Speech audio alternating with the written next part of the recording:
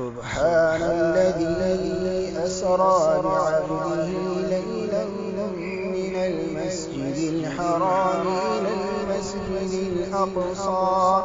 إلى المسجد الأقصى الذي باركنا حوله لنريه من آياتنا إنه هو السميع البصير.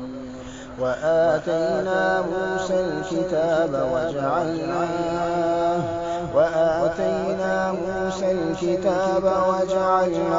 هدى لبني إسرائيل ألا تتخذوا من دوني وكيلا ذرية من حملنا مع نوح إنه كان عبدا شكورا.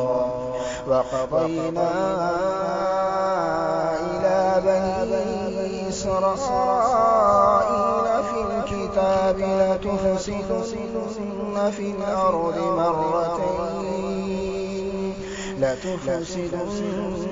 الأرض مرتين ولتعلن علوا كبيرا. فإذا جاء وعد أولاهما بعثنا عليكم عبادا لنا أولي بأس شديد فجاسوا خلال الديار وكان وعدا مفعولا. ثم رددنا لكم الكرة عليهم وأمددناكم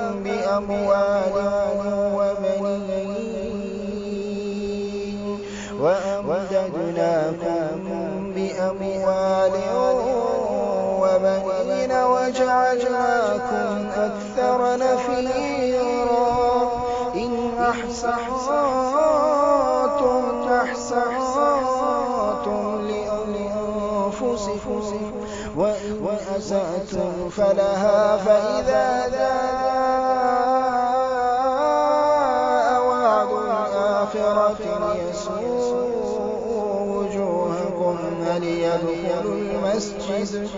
وليدخلوا المسجد كما دخلوه أول مرة وليتبروا ما علوا تتبيرا. عسى ربكم أن يرحمكم وإن عدتم عدنا وجعلنا جهنم للكافرين حصيرا.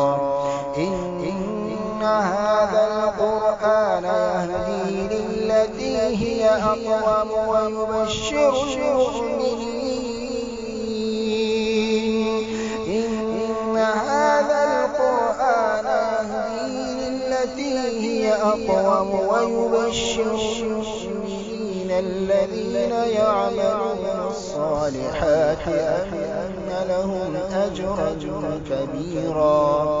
وأن الذين لا يؤمنون بالآخرة وأعتدنا لهم عذابا أليما. ويدعو الإنسان بالشر دعاءه بالخير وكان الإنسان عجولا. وجعلنا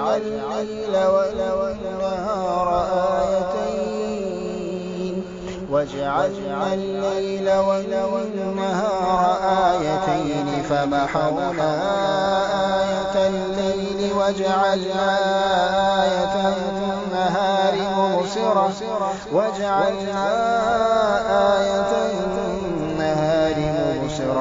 لتبتغوا فضلا من ربكم ولتعلموا عدد السنين والحساب وكل شيء فصلناه تفصيلا.